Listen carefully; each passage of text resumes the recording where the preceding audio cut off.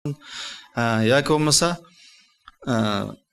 o'sha bizning turmush iste'molimizda ko'p bo'layotgan soxtaliklarni avj oldiradigan nurg'un odamlar bor. Bular qonunning yo'chug'idan foydalanib, axloqsizlik, samimiyatsizlik, aldamchilik qilib, noto'g'ri usullar bilan pul topadi, noto'g'ri usullar bilan o'zininki egiligini tiklaydi yoki bo'lmasa o'zining obro' inovatini amalga oshiradi. Bular kimlarga ziyon solayotganligi, nimani ziyonga uchratayotganligi bilan hisoblashmaydi. Shunga jamiyatda hozir ta'kidlanayotgan bir ko'z qarash va u nima deganda 10 yillar bo'ldi. Jungo hukumatiningki yo'l qo'yishi bilan bir hukumat harakati ta'kidlanyapti. Ya'ni axloq qurilishini yo'l qo'yish deydigan. Axloq qurilishini yo'l qo'yish degan mushu shuarning o'ttirib qo'yilganligiga hozir 10 yildan ortiqroq vaqt bo'ldi. U endi qanchalik yo'l qo'yildi, uning unumi nadan nagacha men uni tekshirib tadqiq qilmagan ekan u vaqtda bir narsa demay turay. Ammo axloq qurilishiningki yo'lga qo'yilishi bilan bizga yetgan eng muhim bir uchur nima deganda axloq qurilishiningki negizi samimiylik degan bir gap. Bu gap televizorlarda, radiolarda o'tirib qo'yildi, stolbularga, tomlarga chaplandi tashviqot varaqasi qilib. Axloq qurilishining negizi samimiylik deb. Unda qolganda samimiylik degan mushu gap nima uchun ta'kidlandi deganda bir odam doktorxonaga kasal bo'lib bo'lsa, u jigar kasali bo'lsa, jigar kasalininki retseptini yozib, uningga shu xildagi dorini berdi. Agar u yurak kasali bo'lsa, yurak kasalining retseptini yozib, uningga shu xildagi dorilarni berdi. Demak, bizning jamiyatimiz samimiyatsizlikdan iborat bir kasal giribdor bo'ldi. Shunga hukumatninki axloq qurilishini olib berishi ham axloq qurilishiningki negizi samimiylik deyishi dal jamiyatning kasaliga qo'yilgan bir diagnoz yoki bir retsept bu. Demak, bizning jamiyatimizda samimiyatsizlikdan iborat bir xil kasallik yamrab ketdi. Samimiyatsizlik yamrab ketgan yerda qanday oqibat kelib chiqadi deganda odamlar o'tirisidagi ishonmaslik avjiga chiqadi. Odamlar odamlarga ishonmaydi. Odamlar yemakliklarga ishonmaydi. Odamlar boshqalarning gapiga ishonmaydi. Ishqilib, ishonmaslikning urug'i hammaga chechilib ketgan, ishonmaslikning ko'langisi hammani qoplab ketgan bo'ldi. Hamda odamlar o'tirisidagi eng chong huzursizlik nima deganda ishonchdan yo'qolib ketishi. Bizning an'anaviy e'tiqod sistemimizda ishonch olamning to'riki deb qaraldi. Demak, jamiyatning ishonch inovat krizisining to'lab ketishi, samimiylik qurilishiga giribtor bo'lishi yoki samimiylikni yo'l qo'yishini ta'kidlashdan o'zi bizning bolalarimizni tarbiyalashda jamiyatdan iborat bu keng so'rinning bolalarimizni tarbiyalashga alohida mos kelmaydiganligini, balki bolalarni samimiyatsizlikning turli illatlari bilan uchrashtiradiganligi, yolg'onchilik, aldamchilik, kazzoblik, qo'ymichilik qatorliq harakatlarning bolalarning qalbidan o'rin oldiganligi, unda o'yin tomosha, bangvoshlik, kayf safa turmush qatorliqlar bolalarning qiziqish nishoniga aylanib qolganligi qatorliqlar hozirgi jamiyat tarbiyasining bolalarni buzayotgan gavlik taraf. Shunga jamiyatdan iborat bu keng so'ring'imi ishonishga bo'lmaydi. Demak, bizningki jamiyat bolalarimizni xotirjam tarbiyalaydi deydigan mundaq xom xiyolda bo'lmaslik kerak. Men boshda so'zildim, biz hozir oila tarbiyasida tarixda duch kelmagan eng zo'r darajadagi mas'uliyatni ustimizga olishga duch kelyapmiz. Bizning oila tarbiyasiga bo'lgan hojatimiz tarixda hech qachon bugungidek bundaq yuqori darajada tushib boqmagan deb qayd qildik. Haqiqatdanmi oila ma'rifiga biz haqiqatan hojatman bo'ldik. Bizning hojatimiz oila ma'rifiga zo'r darajada tushyapti. Shunga oila ma'rifidan iborat, ya'ni oila tarbiyasidan iborat mushu ma'rifni kuchaytirish, oiladan iborat bu so'rinni avlod tarbiyalashga mos keladigan bir go'zal, huzurli, ko'ngilli muhitga aylantirib qurib chiqish navbatdagi eng chong milliy qurilish. Buni nima uchun milliy qurilish deymiz deganda oila jamiyatning hujayrasi. Har bir oila Uyg'ur jamiyatininki bir hujayrasi. Shu hujayra sog'lom bo'lsa, Uyg'ur jamiyati sog'lom bo'ldi. Uyg'urlarning mavjudlik masalalari, axloq masalalari, ideya masalalari shu oiladagi sog'lomlikdan keldi. Yoki shu orqali hal bo'lishning muayyan kapolatiga erishdi. Shunga biz oilani odam tarbiyalashga mos keladigan bir oila qilib qurib chiqishimiz kerak. Undaqda bizning navbatdagi oilalarimiz odam tarbiyalashga mos kelamdi. Bizning ota-onalarimiz to'y qilayotgan qiz yigitlarimiz avlod tarbiyalash jihatdagi zarur bo'lgan axloqiy safoni hozirlaganmi yoki ular faqat fiziologik qo'shilish, bola tepishdan iborat bir fiziologik qo'shilishni amalga oshira oladigan shunday oddiy insonlarmi degan masalaga duch keldik. Biz buni muhokama qilib chiqishimiz kerak. Hozir albatta to'y qilish intayin yaxshi ish, ham ulug' ish. Bir odamning hayotidagi eng muhim faoliyat. Lekin to'y qilish faqat fiziologik qo'shilish xarakterli bo'lib qolsa yoki bir uyni tutib bir oilaga xo'jayin bo'lish deydigan shunday bir xil xo'jayinlik tuyg'usi bilan ko'payilib qolsa, bu oila bir sog'lom bo'lgan odam tarbiyalash muhitiga ega oila bo'lmaydi. Nikoh qilgan 12 yoshmi kelgusida millatning kelajagi bo'lgan avlodlarni tarbiyalashga ma'naviy jihatdan shart-sharoitini hozirlagan ota-ona hisoblanmaydi. Shunga biz hozir oila ma'rifida, oila tarbiyasida garchi oila ma'rifiga nisbatan hojatimiz intayin yuqori darajada tushayotgan bo'lsa-mu, ammo oilalarimizning safosizligi jihatda nihoyat cho'ng krizisga duch keldik. Shunga bu biz duch kelgan yana bir milliy krizis ham buni hal qilish cho'ng bir milliy qurilish. Bugungi shu leksiyalarningki shunday xiyollarda ilib berilishi bizning mushakilib bu haqda so'zlashimizning ahamiyati nada deganda mushu xil andishni to'nib yetganligimiz, mushu andishiga nisbatan izlanish yo'liga kirganligimizdan darak beradi. Bu yerga odamlar har soatdan kelgan. Ular agar oila tarbiyasidan iborat mushundaq bir masalada andishiga duch kelmagan bo'lsa, xavf sirmagan bo'lsa, krizis his qilmagan bo'lsa, bu yerga kelib, bu yerda 1-2 soat vaqt sarf qilib anglamagan bo'ladi. Bular nimani tushundirdi deganda bizning xalqimizning navbatda oila krizisini to'nib yetayotganligini, avlod tarbiyalashdan iborat mushu masalada andishida qolganligini tushundirdi.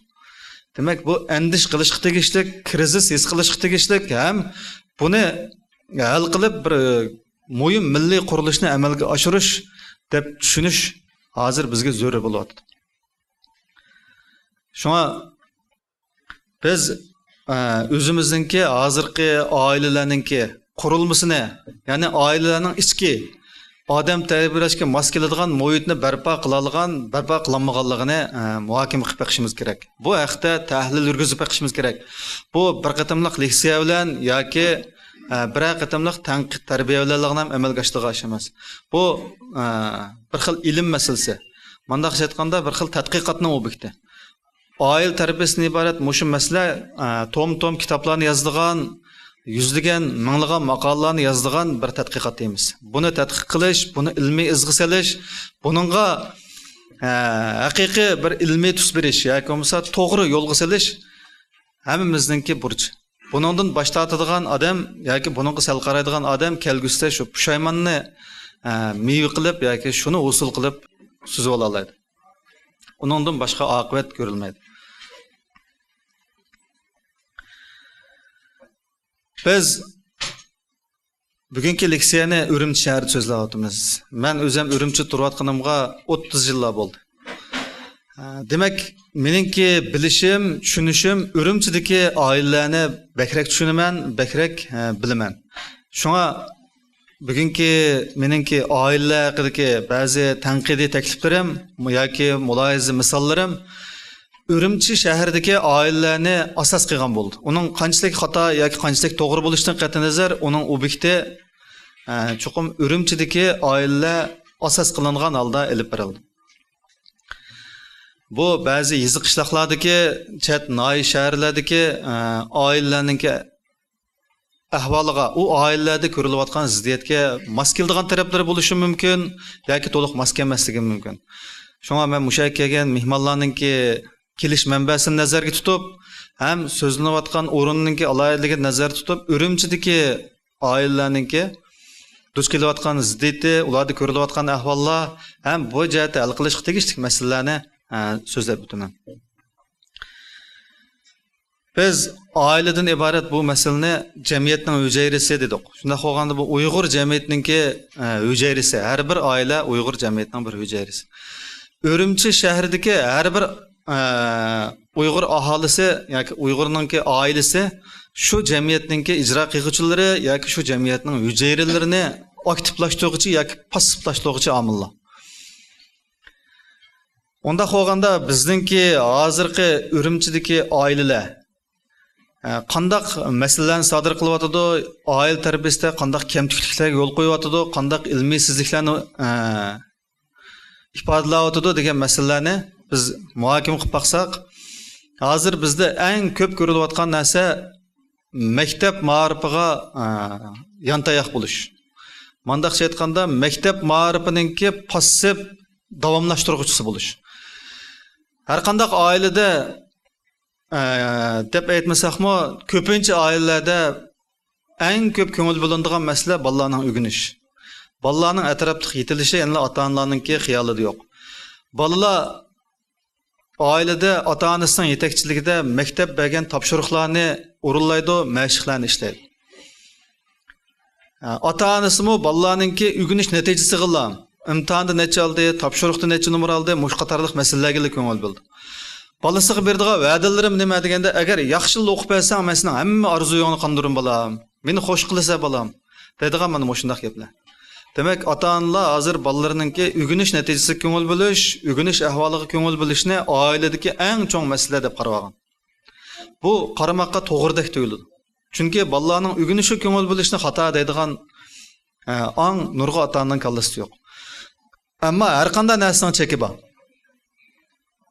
Albatta, bolalarning o'rganishiga yetakchilik qilish, topshiriqlarni ishlash qatorliq masalalar bu bolalarningki bilim egallash yo'lidagi bir muhim bosqich bo'lsa-mu, ammo maktabdami o'rganish tipidagi muhitdan bahramand bo'lish yoki shuni o'rinlash, oiladami butunlay o'rganish qilish xarakterlik muhitning ichida cho'ng bo'lish bolalarningki bir taraflama holda yetilishini keltirib chiqaradi.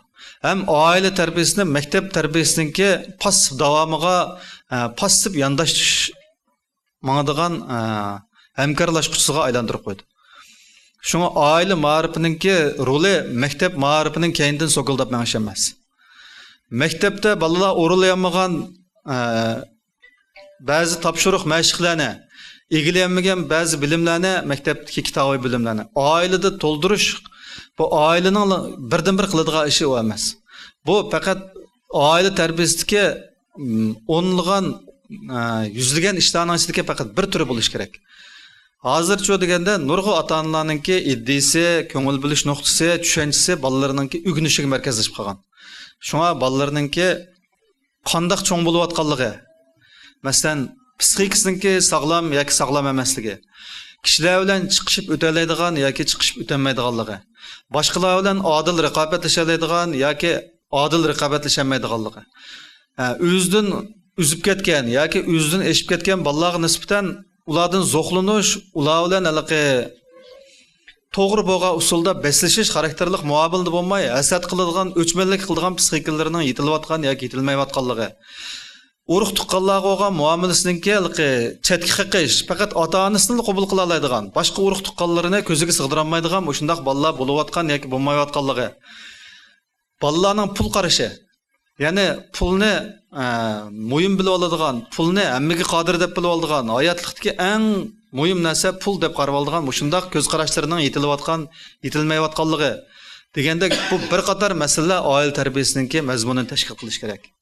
Ammo hozir biz bu taraflarga ancha ko'ngil bilmaymiz, ham xiyolimizda yo'q. Faqat bolamizning o'rganishiga ko'ngil bilamiz. Mana shuning bilan nima kelib chiqadi deganda, biz boshda ayiblagan yoki tanqid qilgan jungu ma'rifidagi ojizlik yoki kasallik oila ma'rif orqali to'liqlandi. Ham u shu paravozning keyinda vagon bo'lib so'rilib yuradi. Shunga maktab ma'rifi imtihon ma'rifininki asaratidan qutlanmasa, uning bilan karimiz bo'lmasin.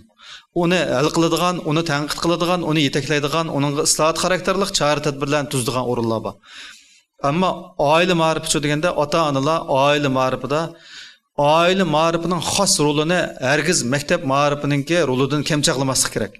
Maktab beradigan tarbiyaga oilada beradigan tarbiyani ergashma holda emas, rasmiy to'liqligicha holda amalga oshirish kerak. Biz yuqorida oila tarbiyasidagi ba'zi muhim narsalarni dedik. Shu narsalarning hammasi, masalan, pul qarashi, boylik qarashi, bolalarning amal qarashi, urug' tuqqanchilik qarashi, do'stlik qarashi, halol harom qarashi, psixik sog'lomligi, jamiyat qarashi, ijtimoiy aloqa qarashi qatorliq mushundaq masalalarning hammasiningki bir xil muayyan an'anaviy axloq normasida ichidimi yoki emasmi? Kishilik aloqadagi ba'zi harakatlari, kishilik munosabatlari, qiziqish, havaslari, qonun intizom yoki axloq mezonlari doirasidami emasmi? Odamning jamiyatning yoki kishilarning ko'ziga sig'maydigan ba'zi qiziqish, ba'zi havaslar bularningki turmushdan, qalbidan o'rin olyapti, ammatamdi. Buning ba'zi turmush odatlari sog'lommi, sog'lom emasmi? Mushlarning hammasini oila tarbiyasi orqali bir izg'i selish, yaxshi odatlarni yetildirish, yaxshi ko'z qarashlarni, to'g'ri, durust ideyalarni bolalarning qalbidan o'rin olg'izish bu ko'ngil bilish tegishli nihoyatda muhim masala. Ammo biz dal mushu masalalarga hozir buni cho'ng o'g'anda qilib oladi-ku, bu cho'ng o'g'ish bara-bara o'rganib oladi deb qarayapmiz. Bundaq nozik masalalarni cho'ng o'g'anda bara-bara o'rganib oladi deb tashlab qo'yish vaqtni, fursatni qo'ldan berib qo'yganlik hisoblandi. Bu to'g'ri bilan xatoni, yaxshi bilan yomonni, halol bilan haromni farq etishdan iborat mushundaq muhim turmush prinsiplarini, turmush aqidalarini turg'izishni cho'ng o'g'chi bara-bara o'rganib qoladi deb qarash bizga xeli jiq kechikishni ham bexudlikni keltirib chiqardi. Odatda bexud ota-onalar bu masalalarga sal qaraydi. Ular bolalarning o'rganishiga ziyoda ahamiyat berib, shu jihatdagi bolasining natijasi bilan faxrlanib, natijasidan qanoat hosil qilib, bolasi yaxshi odam bo'layotgandek tuyg'u bo'lib qoldi. Amaliyotda buningdagi nurg'un tarafdagi tarbiyalarga o'zining ahamiyat bermaganligini cho'ng o'g'anda his qildi. Bir bola o'rganishda tirishchan, imtihon nomerlarini yuqori olishda a'lochi bo'lishi mumkin. Ammo u shaxsiyatchi bo'lsin. Agar bolangizda shaxsiyatchilik xarakteri yetilib qolsa, kelgusida sizni o'ngda qo'ydi. Shaxsiyatchi bola oxir hisobda o'zining ota-onasini qalbiga sig'dira olmaydigan, ularga nomuvofiq muomalada bo'ladigan mushundaq yo'lni tutadi. U vaqtda sizning bolangizning yuqori nomerlik bola, bilimlik bola bo'lishi hech nimaga arzimay qoldi. Shunga bilimlik bo'lish, o'rganishda tirishchan bo'lish, yuqori nomer olish, o'quvchilar uchun bir yaxshi utuq bo'lsa-mu, ammo u bir odamningki, bir bolaning yetilishidagi birdan bir omil emas. Bolaning yetilishida, uning o'sib ketishida nihoyat muhim omillar bor. O'sha omillarga biz cho'qim ahamiyat berishimiz kerak. Shunga bolalarni hozirgi ota-onalarda, Urumchidagi ota-onalarda eng ko'p ko'rilayotgan narsa o'rganish natijasiga bakrak ahamiyat berib, boshqa jihatdagi yetilishiga sal qarashdan iborat. Mushundaq bir ojizlik bizning oila ma'rifimizdagi bir ilmiysizlik deb qaraymiz. Yana bir narsa shu deganda, bizningki shu avlod tarbiyasida ba'zi narsalarni yuzak tushunadigan, ba'zi oddiy ishlar bilan o'zini xush qilib yuradigan yoki qaramoqqa haqiqatan to'g'ri, ammo u turmushdagi eng odatdagi narsalar deb qaraladigan narsalarni muhim bilib oladigan ota-onalar xili bor. Biz bundaq narsalarni turmushning eng ushshaq halqalarida ko'rib o'tamiz. Bizningki oila tarbiyasidagi ilmiysizliklarimiz agar ularning turmush odatlari, fikr qilish odatlari, tafakkur usuli, muhabbat nafrat qarashi, qimmat qarashi qatorliq masalalarni odatlantirish, uni to'g'ri izg'i solish xarakterlik bo'lmasa, biz o'zimizni bir layoqatli ota-ona deb hisoblamasak ham bo'ldi. Odatda ota-onalarda mush oila tarbiyasiningki biz boshda dedik, buning mukammallashgan formulasi yo'q, eng oxirgi o'lchimi yo'q. Bu izdinish bosqichidagi, o'zgarish bosqichidagi, mukammallash bosqichidagi bir xil tarbiya, bir xil ma'rif dedik. Shunga buningki ko'pinchisi san'atlik xususiyatga ega bo'ldi. Elastiklik xususiyatga ega bo'ldi. Ba'zi narsalar qaramoq to'g'rida qilgan bilan amaliyotda xato, yomon oqibat keltirib chiqaradigan ishlar bor. Masalan, biz ba'zi jonliq misollar orqali buni tahlil qilib baqsak, avtobusda sizning bolangiz sizdan avtobusga chiqqan vaqtda bolangizni bir o'rinda o'ltirg'izib qo'ydingiz. Balangizga o'rin berib, o'zingiz o'rto'g'a ahvolda yana bir bekatda bir yashangan kishi avtobusga chiqdi. Bu vaqtda balangiz o'rindan turib, u kishiga o'rin berishga tamshilayotgan vaqtda siz tuyuqsiz ko'z ishorasi qilib balangizni o'tireva degan ma'noda bishorat berib qo'ydingiz. Bu nimani keltirib chiqardi deganda, qaramoqqa siz balamni yaxshi ko'raman deb o'ylaysiz. Men balamni yaxshi ko'radigan bo'lsam, mening balamni kichik bo'lsa deysiz. Ammo bu yerda siz balangizning qalbidagi boshqalarga yaxshilik qilish, boshqa cho'nglarni hurmatlash, ma'lum narsalarda qurbon